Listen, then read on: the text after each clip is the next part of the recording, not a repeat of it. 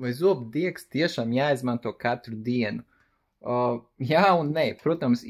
jo biežāk jūs izmantosiet, jo labāk, protams, ar nosacījumu, ka jūs mākat izmantot zobu diegu, bet ja jūs esat kā es, ja lielākā daļa cilvēkam zobu diegu lietot nepatīk, riebjās bāzt visus pirksts mutē, vienmēr ir grūti aizsniegt kaut kādas aizmugurējos gudrības zobus, šķirbas, tad viens no labākajiem variantiem, ko darīt, ir kur izmantot šādu te bezvadu starpzobu ūdens irigātoru, kurš ar ūdens strūklas palīdzību tīra starp zobiem. Un vairs nav tas attaisnojums, man riebjās, es nevaru, man tur vējmēns nāk līkot pirksts mutē ar šo te, viss, kas iet iekšā mutē, tas mazais snīpīts, viņu ļoti viegli lietot, viņu uzlādē kā mobilo telefonu, viņš strādā, atkarīgs cik bieži viņu izmantos, bet, plus mīnus nedēļu divas, un ūdeni viņam arī vienkārši attais vāciņu, ielē no krāna ūdeni, cik siltu ielies, ar tādu ir tīrīs, un viņiem var pielāgot to